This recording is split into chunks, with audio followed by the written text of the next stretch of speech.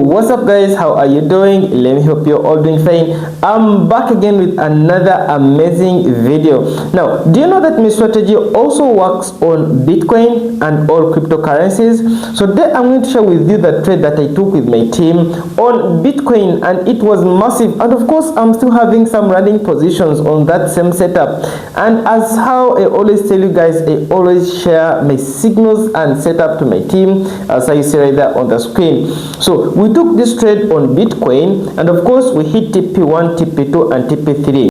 And as usual, my strategy is simple and straightforward because we always follow the market direction and identify the valid supply and demand zone. We don't use indicators, we don't use trend lines, we don't use any other thing apart from supply and demand. So without any further ado, let's jump straight to the video. Okay, so this is BTCUSD as how you see right here on the screen. And of course, as how I always tell you that first and first what you should put in your mind is market direction. You have to identify the market direction, like where the market is going. If you cannot identify the market direction, then you cannot trade Forex. So identifying the market direction is whereby you know where the market is heading. When the market is forming higher highs and higher lows, that means the market is going up. And when the market is forming lower lows and lower highs, the market is going down. So as how you see here on the screen, these are higher highs and higher lows. That means the market is going up. And as I told you earlier on, that whenever the market is going up, you must be looking for buy setups only. Like you must be looking for buys, not for sales. Now, I've seen a lot of traders who look for sales when the market is going up. They try to catch that pullback or that retracement, and they end up making a lot of losses.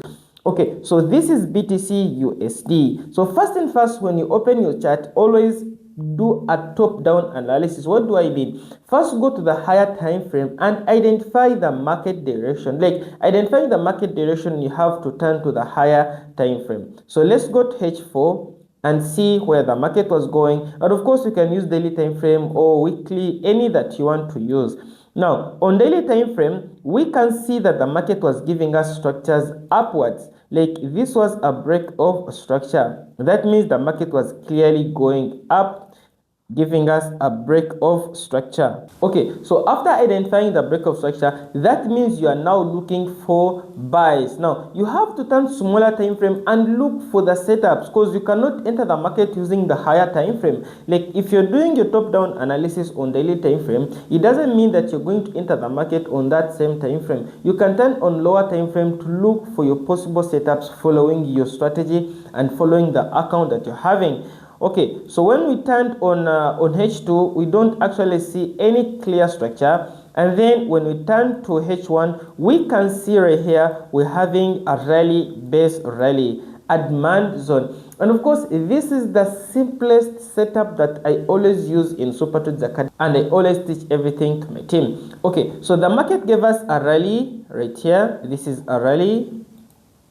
a base, and a rally. That means we are looking for buys from this zone. And of course, before looking for the buys, you must consider the components of a good base. You don't have to wake up in the morning and you feel like you're going to buy from the base and you just take a trade without even checking the components, because there are things that make your demand zone to be valid, and there are also things that make your demand zone to be invalid. Okay, so after identifying your demand zone right here, remember there must be indecision candle. Indecision candle is a must in all our setups. It must be there. All right, so after identifying indecision candle, then you should be looking for the bullish engulfing candle and the aggressive move or impulsive move, also called imbalance with other traders. So as you see here, after this indecision candle, we're having this bullish engulfing candle. That means our setup is now valid. Why? We are having direction of the market is going up. We're also having indecision candle, we're also having engulfing candle, and then impulsive move. That means we are now looking for buy. So what you're going to do for me, you're going to put your buy limit right here as how I share the setup to my team,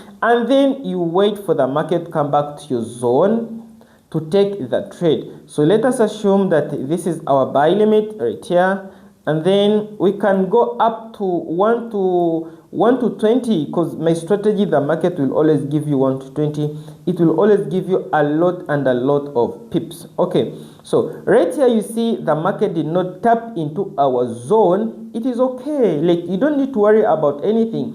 And also another thing, guys, you should learn to turn in different time frame. Like when you're analyzing the market, it's not a must that you should be in one time frame. You can keep shifting in different time frames. So let's turn on H3 and we see whether the market tapped into our zone. And as how you see that on H3, the market never reached our zone. We mark the indecision candle. So one of the top mistakes that I did when I started trading Forex is chasing the market. So never chase the market. You should always sit down and wait for the market to come back to your zone and then take the trade. So as how you see here, the market did not tap into the zone and you don't need to chase it. You just have to wait, sit down and wait.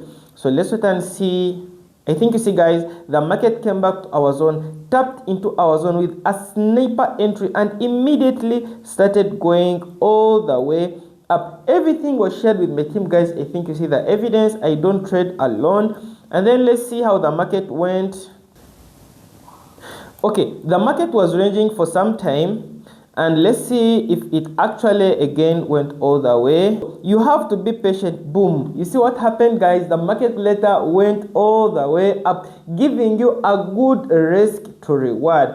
So what do we learn from this, guys? First of all, you should always be patient. You should always be patient enough. When you take the trade and you've already set your TP levels and stop loss levels, never move your stop loss and never move your take profit. If at all you trust your strategy, always be patient and wait for the market to either hit your stop loss or hit your take profit. Like how you see here on the screen, the market later on hit our final take profit. So this is among the simplest setup that you always use in Super Trades Academy. Just identify the market direction, identify the base, with a very clean and clear demand zone, having all the components, and then take the trade. Wait for the market to hit your final take profit.